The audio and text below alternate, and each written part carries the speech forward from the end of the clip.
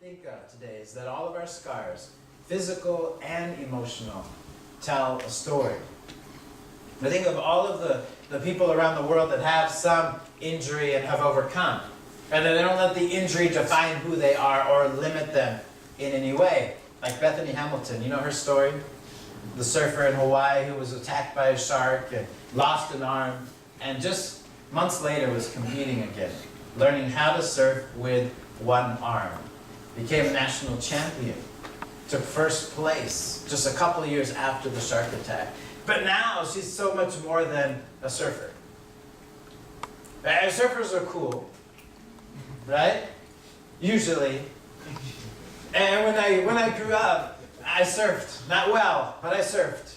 You know, and I had the hair that you sort of have to fling out of your eyes. And what was funny is on our 8th grade trip to Washington, sort of the government DC type of trip you go on to see all the historical landmarks, we're this group of 8th graders walking around, and we find other groups of 7th, 8th, 9th graders, and they start talking, and as soon as everybody heard we were from California, everyone wanted to meet us, because it's California, right? It's like, and then you know what they ask you? The first question they ask you is, do you surf? Right? And a couple of us did. So we just said, we didn't say how well, we just said yes. Right? And then the second question, do you skate? And we did, we're like, yeah. Oh, you guys are so cool. This is so easy. Right? It wasn't just that she's this great surfer. But now she's an inspirational speaker. I mean, she's a follower of Christ, and she goes around and she tells her story. Right? She tells the story of the missing arm. But more than that how in suffering we find comfort. And that all of our scars tell a story, because all a scar is a wound that's been healed, that's left a mark. The question is, what do we do with those scars? Because there's a big difference, I hope you realize, between being scarred, or being injured, and being broken. Would you agree with me? But too often, I think we look at those scars, whether they be physical or even emotional more often, and we look at them as disabilities. Right? We look at them as limitations. That we are broken because of this, or we lose value because of that. We're not as good as these people because of these things in our life that are even embarrassing to show. Much like if we had a very visible scar, we would wrap a scarf around our neck to cover it up, or try to put makeup on, or roll our sleeve down so that it might not be shown because it's ugly, because I don't like it. But what we'll see in the scriptures is that we're rarely ever broken.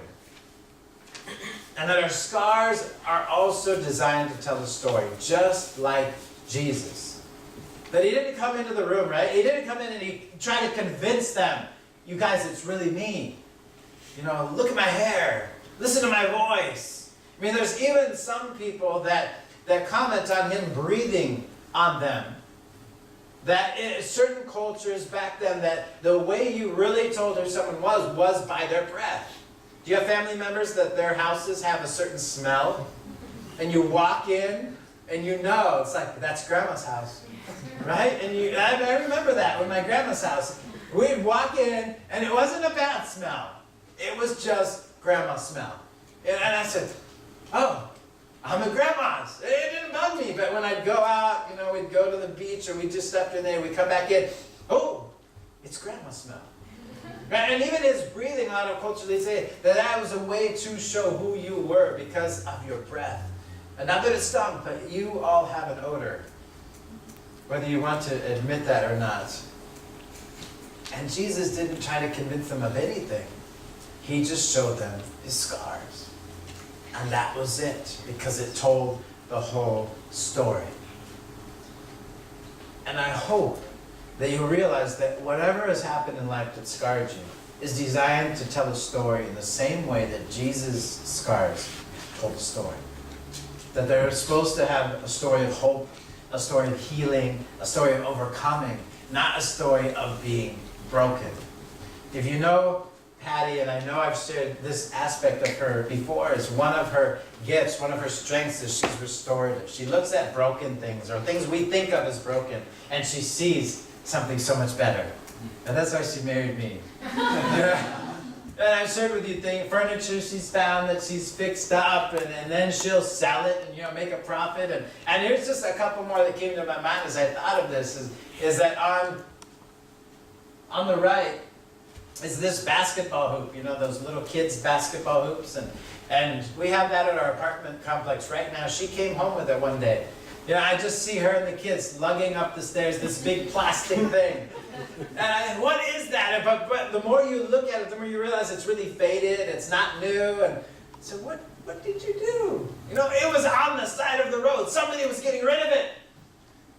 Okay? There's probably a reason that they were getting rid of it. No, but look, it's just got a crack in the side. And so I think you could fix it. And so the glue, I glued the crack, and we had sand, and we weighted it down with sand, and it works. And the kids love it. And to one person, it was completely broken, it was worthless, it was just to put on the street to get rid of, but through the right eyes, it was something that could be fixed and bring enjoyment to people. The one of the little car, even though that's not the actual car, was even funnier because when we came back from Indonesia, one of the times we stayed up north. I don't know if they do this here, but we had spring cleaning up there. And it's like the 1 or 2 days of the year where you can get rid of anything, of everything that you want. You can just dump it on the street. It's trash or people's trash, the stuff that you can't fit in the trash can because it's too big. Whatever it is, you just put it out. And we were driving home from dinner with somebody, and we saw all this stuff on the road. And, you know, Patty, being restorative, said, "What are all these things? This is great." And I said, "What do you mean? This junk?" "That's spring cleaning. I forgot all about spring cleaning." She's like, "What's spring cleaning?" Spring cleaning is when everybody can put anything they want out on the streets. And then what happens? Well, then a lot of people drive around all night and they take it and they see what they could do. And then in the morning, you know, the trash trucks come by and they pick it all up. I see these wheels start to turn in her mind, so we can take the stuff. And I said, "Yeah, but you don't want to take it. It's all done. But what if we find something? Right? Let's go home. Let's put the kids down. And I'm going to go back out." Right? We had someone loaned us this SUV, so we did have decent space in the back. And she went out, and she's knocking on the door. Come help me, you know. And I'm pulling out chairs, and I'm pulling things out. She said, "I'm going to go out one more time." And she went out again, and I kid you not, she had chairs that we used for the whole year. She found a DVD VCR player that worked up until the day before we left. It died. And all that was wrong when she picked it up was the remote's batteries were dead. But she came back with those plastic truck things that kids sit in, that they have at malls, and they have that little battery, and they step on the pedal, and the kids get to drive around. It was one of those. And I'm pulling this out, and it's all faded, but it's together. And I thought, what did you get this for?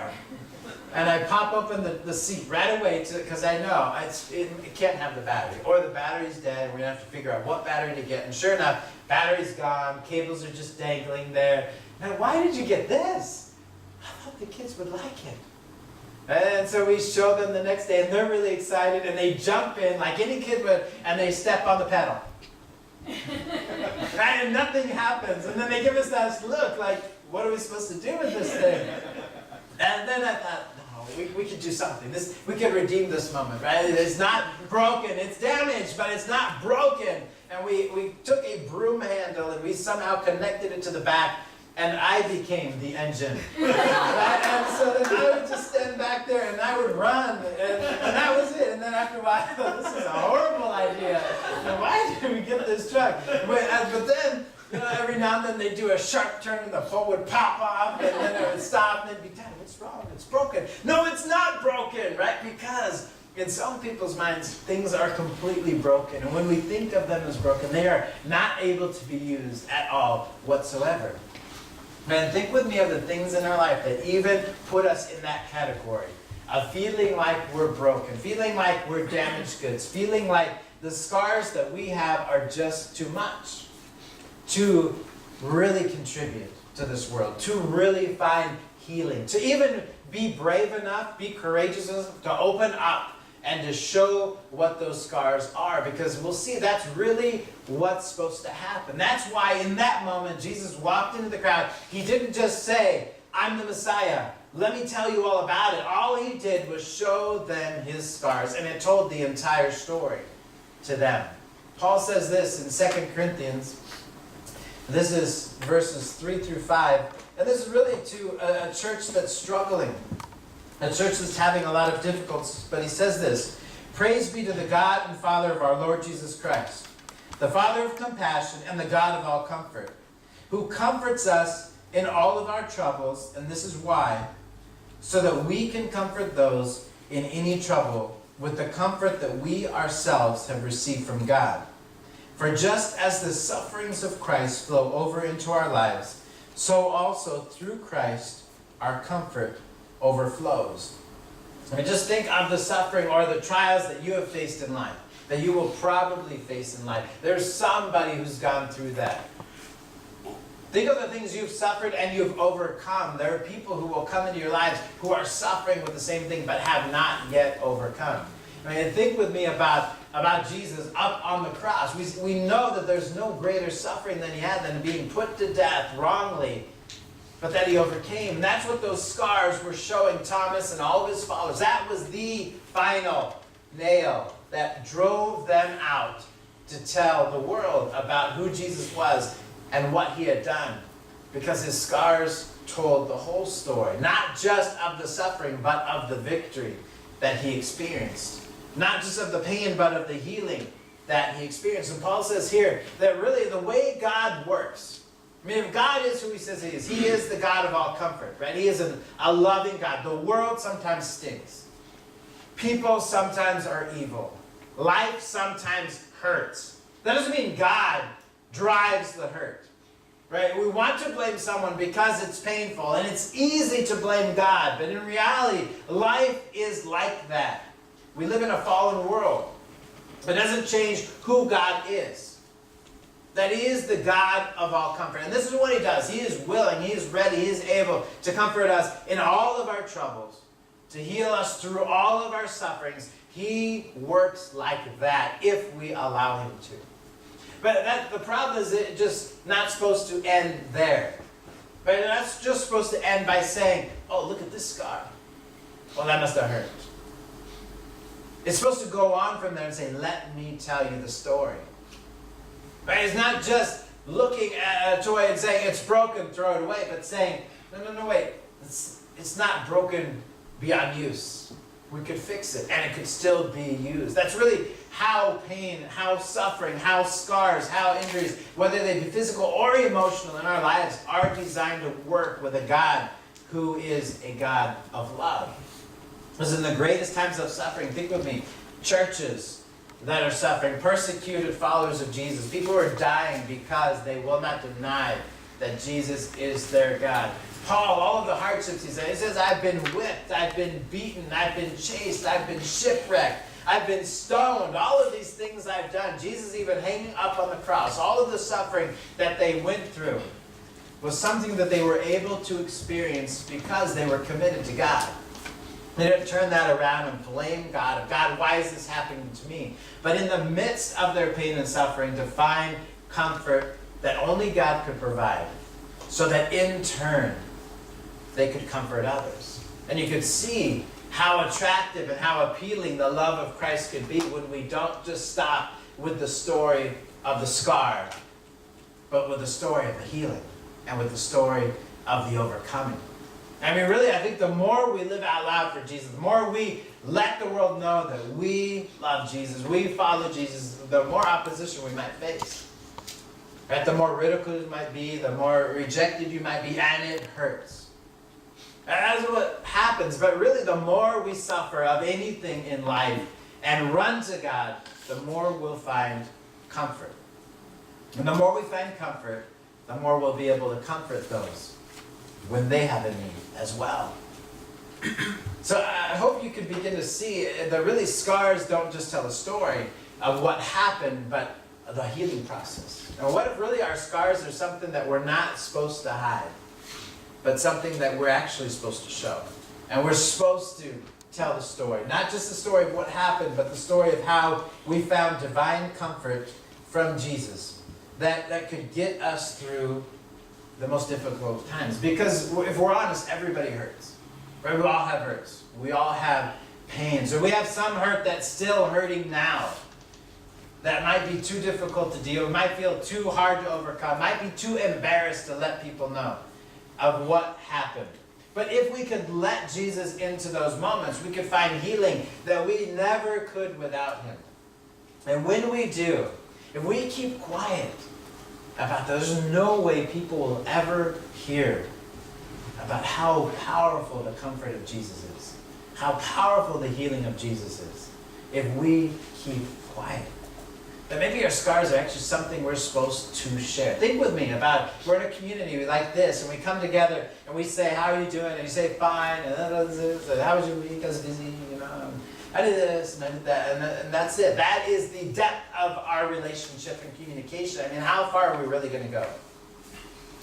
We really can't grow that much. We can be friends, we can have fun together, but really to grow, really to grasp what community is supposed to be like, and we really have to get a lot deeper than that, don't we? We have to show that we're broken, because the only way that you can be healed is by first realizing you're broken and allowing yourselves to be put back together.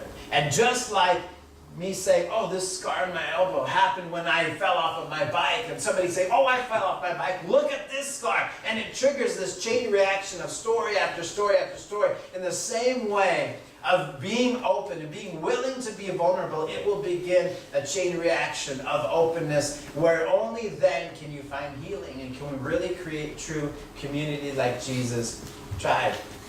So I just want to ask you these questions as we close pretty soon. If there's any wounds that you just haven't let Jesus heal or bring comfort yet, if there's things that are too painful to even mention and to bring up, because he is the God of all comfort. He has been through it all, and he knows what suffering is like. But because he's overcome, he also knows the type of comfort that we need in whatever scar we've had. Secondly, are there wounds that we're really just too ashamed to tell people, too ashamed to let show, that really we need to, because they tell a story. They're not just designed to tell the story of what happened, but how Jesus worked in that situation, of how Jesus brought us comfort, how he helped us to overcome that. That actually letting those scars be seen is the best thing that we can do. That's how the world will see Jesus. And lastly, who do you know that needs to hear about some of the scars in your life and the ways that Jesus helped you find healing? I mean, that's one of the things I love about Patty, is she just comes back and she says, oh, I met this person. Right? I met this person, and we talked about Jesus. I said, how do you do that? I don't know, I just start talking. Right? In the gym, she's like, oh, I met this person in the gym. In the sauna, this guy. And then I go like, what? Right? No, but he's this, or he's having such a hard time with this, or I went running with this lady, and she's having problems with this too. They just tell you? Well, yeah, they just tell me. But because I tell them. I'm not worried about what I tell people. I want to be open. I mean, God's working, and I want people to know what he does in my life. I don't have anything to hide from people. And that's when you begin to get into real conversations. Conversations where you don't just talk about the scar, just talk about the struggle, just talk about the difficulty. But when you are a follower of Christ and you allow the God of all comfort to come in those situations, that's when you become a voice of hope to the world. To say, this is how you can overcome. Do you know my Jesus? And that's really what it's all about, that Jesus walking into that room, even with Thomas, who has this label of being doubting Thomas, saying, go ahead, touch my scars. That was it. That was enough to push him to the edge, to supposedly go all the way to India as a missionary, as tradition holds it. That Thomas went out and gave his life telling people all the way in India about this guy who was died, dead, in the grave, but who rose again. That our scars are designed to tell a story that's deeply rooted in hope. And really that's the way that the world will see the God of all comfort. So let's pray. And wrap up our service. I wanted to make sure we acknowledge Lucas. Lucas is heading off tomorrow to the Marines. Dad, you wanted to stand and share with us really quick what you're doing, Lucas? Yeah, sure. Yeah, I mean, tomorrow, you go over there, you can stay here. You can stay there, that's fine. Yeah, I guess tomorrow I leave to a boot camp for the Marines, and I'll be gone for 3.5 months, and then to San Diego, and then, well, they leave, they after 3.5 months, pretty much, you know, we get a 10-day leave, and then I'll be able to come back and, you know, see everyone.